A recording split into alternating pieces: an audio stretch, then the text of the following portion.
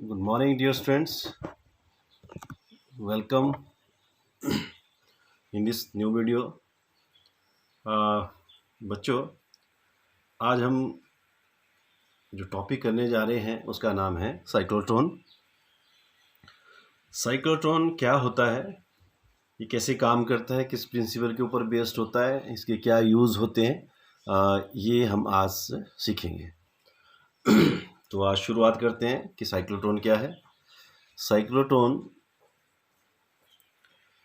एक मशीन बोल सकते हो या डिवाइस होती है जो पॉजिटिवली चार्ज पार्टिकल को एक्सेलरेट करती है, ठीक है, to a very high energies. Positive charge आप बोल सकते हो जैसे प्रोटॉन, अल्फा पार्टिकल्स। क्लियर है? तो इसको सबसे पहले लॉरेंस और लैंगस्ट्रॉन ने 1934 में इन्वेंट किया था।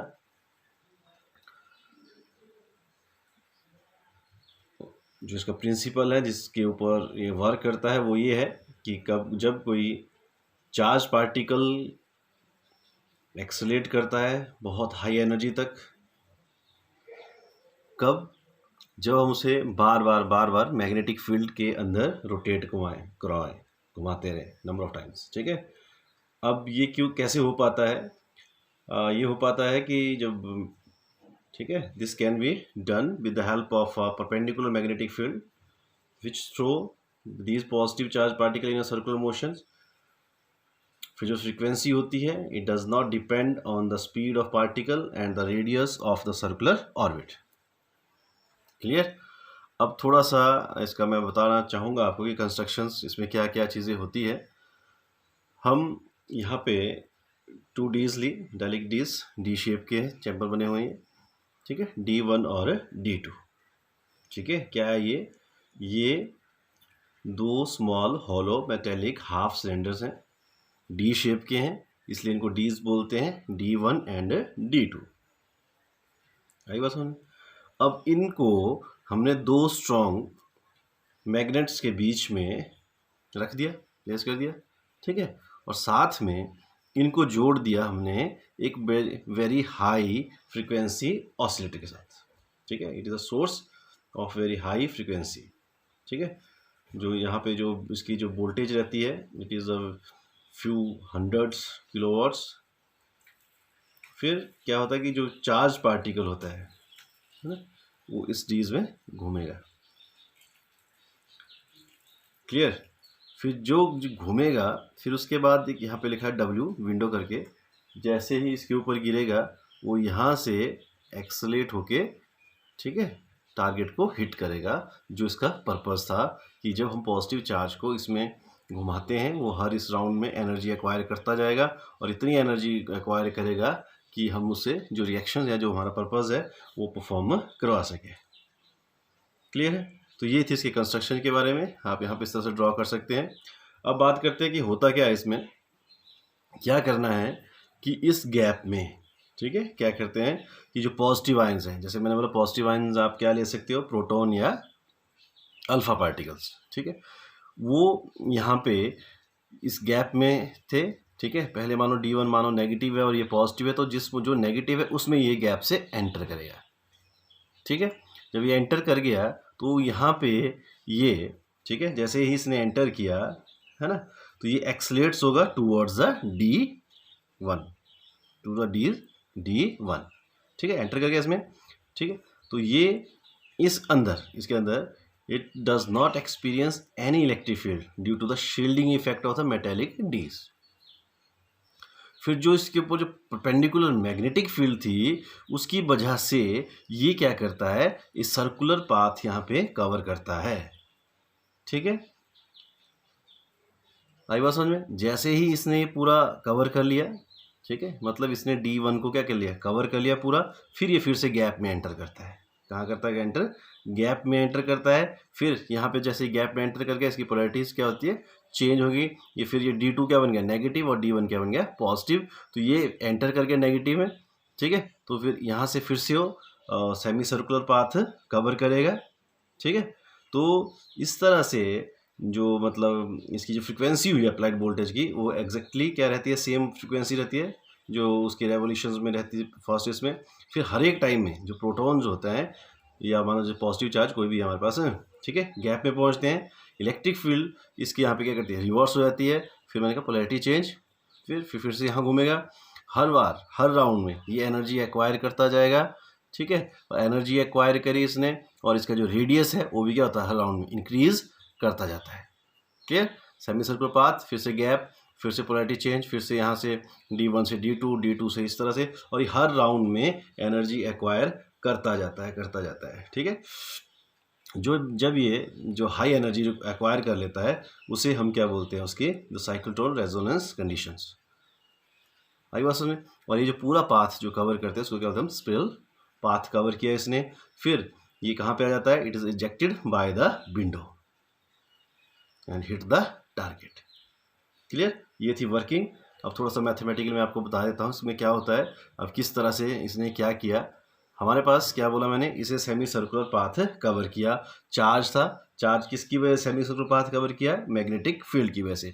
लेकिन अब हमको पता है कि जो सर्कल में जब कोई चीज़ घूमती है तो वो क्या कौन सी होती है, सर्कल में जब चीज़ घूमती है तो कौन सी फोर्स होती है, सेंट्रीपिटल फोर्स, ठीक है।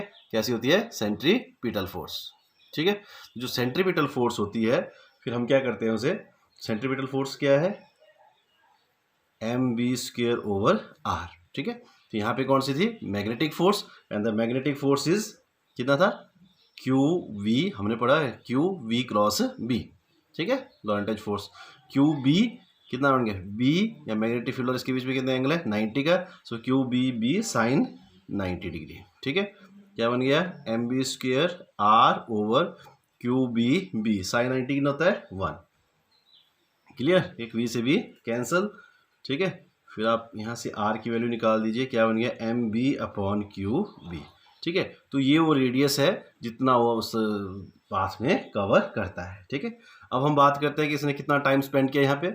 तो टाइम कितना होता है, टाइम आपको पता है, टाइम कितना होता है, time it is equal to distance upon speed. Distance क्या हो इसका, circumference, that is 2πr upon कितना हो गया, v, ठीक है। तो हम क्या करेंगे, 2πv इंटू आर की वैल्यू यहाँ से भर देंगे। तो आर की वैल्यू कितनी है, mv/QB, v से v cancel, so it becomes 2πm/QV। तो ये क्या निकल गया, इसका टाइम पीरियड। अब आप इसकी जो फ्रीक्वेंसी है वो निकाल सकते हैं। तो फ्रीक्वेंसी इज 1/टाइम period, that is QB/2πm। Clear, अब यहाँ से ही क्लियर है कि जो फ्रीक्वेंसी है it is independent of the both velocity of the particle and radius. देखो इस वाले फैक्टर में, ठीक है, ना वेलोसिटी है आपके पास ना रेडियस है, ठीक है। क्लियर हो गया यहाँ तक, आई बात समझ में। फिर ये जो आयन होते हैं ये क्या बोला हमने, मैक्सिमम एनर्जी गेन कर लेते हैं, ठीक है। जो मैक्सिमम एनर्जी गेन करते हैं फिर उसी हिसाब से वहाँ से निकलते हैं। तो आपको पता है जब मोशन होता है तो इसका मतलब वहाँ पे क्या होती हो, उसकी क्या होती है, उसकी वेलोसिटी क्या होगी, मैक्सिमम, और जो एनर्जी कौन सी रहती है, काइनेटिक एनर्जी, ठीक है। क्लियर, अब हम काइनेटिक एनर्जी निकालते हैं। अब काइनेटिक एनर्जी निकालने से पहले मैक्सिमम कंडीशन पे हम फिर से क्या करते हैं कि इस रिलेशन को फिर से करते हैं, लेकिन किस में, मैक्सिमम कंडीशंस के लिए। अब डायरेक्ट भी कर सकते हो उसे, mv0² अपॉन कितना था, r0, देखिए ना, नॉट मतलब जो मैक्सिमम कंडीशंस के लिए, ठीक है ना, QV0B, फिर से यहाँ से V0 की वैल्यू निकाल दी, कितना बना, QB/R0 अपॉन m, रीअरेंज।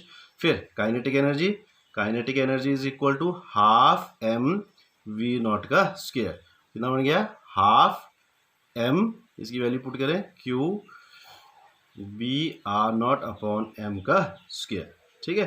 तो ये m से m ये कैंसल, कितना बन गया, Q² B² R0² upon 2m, ठीक है। तो ये क्या है, इसकी काइनेटिक एनर्जी। क्लियर है, तो ये काइनेटिक एनर्जी होगी इसकी, है ना, जिसके साथ वो एनर्जी एक्वायर करके वहाँ से it will perform the functioning जो इसका वो टारगेट रहता है, ठीक है। अब हम बात करते हैं इसकी लिमिटेशंस की। सबसे बड़ी लिमिटेशन तो यही है कि ये सिर्फ और सिर्फ पॉजिटिवली चार्ज पार्टिकल्स को करता है, एक्सेलेट करता है, नेगेटिव को नहीं करेगा, न्यूट्रॉन को नहीं करेगा। तो हम बोल सकते हैं कि it can not be excel at electrons. अब क्यों नहीं एक्सेलेट करता है, क्योंकि जैसे ही इलेक्ट्रॉन्स को थोड़ी सी एनर्जी मिलती है तो ये इजीली वहाँ से एस्केप कर जाता है, ठीक है। मतलब जितनी रिक्वायर्ड होती है ना कंडीशन ऑफ एनर्जी की जितनी ज़रूरत होती है उसको एक्वायर करे बिना ही वहाँ से इजीली एस्केप कर जाता है, जिसकी वजह से जो वर्क है वो परफॉर्म करना मुश्किल रहता है। क्लियर है यहाँ तक? उसके बाद न्यूट्रॉन पता है, क्योंकि इलेक्ट्रिकली न्यूट्रल चीज़ है तो ये इसको एक्सलेट कर ही नहीं पाएगा, है ना। उसके बाद इसके यूजेस हैं, जो मोस्ट इंपॉर्टेंट यूजेस जो कहाँ रहते हैं, एक तो वही जो न्यूक्लियर फंक्शंस हमारे रहते हैं, जितने भी न्यूक्लियर रिएक्शंस हैं उसको परफॉर्म करने के लिए बहुत ज़रूरी होता है, या मतलब इससे ईजिली कर सकते हैं क्योंकि वहाँ पे फास्ट मूविंग चार्जेस की ज़रूरत पड़ती है, ठीक है। जो हमारे जैसे एटॉमिक रिएक्टर्स होते हैं, क्योंकि हाई एनर्जी पार्टिकल्स चाहिए होते हैं, ठीक है। हाई एनर्जी पार्टिकल यहाँ से प्रोड्यूस हुए, ठीक है, उस तरह के जैसे मतलब ठीक है, जो आपस में जो मतलब परफॉर्म कर सके एटॉमिक रिएक्टर्स में, वहाँ यूज़ कर सकते हैं। उसके बाद हम जो इसको मतलब रेडियो एक्टिव आइसोटोप्स प्रोड्यूस करने काम आते हैं, और जिनको हम हॉस्पिटल्स वगैरह में, ठीक है, किसी ट्रीटमेंट वगैरह में या कोई चीज़ डायग्नोस करने के लिए यूज़ कर सकते हैं, ठीक है। तो ये था साइक्लोट्रॉन, ठीक है। हमने पढ़ा साइक्लोट्रॉन क्या था, समझो, इसकी प्रिंसिपल, इसकी कंस्ट्रक्शन, इसकी वर्किंग और इट्स यूजेस। क्लियर? तो होपफुली आप इसे समझे होंगे। ओके, नेक्स्ट वीडियो में नए टॉपिक के साथ मिलते हैं। Till then bye.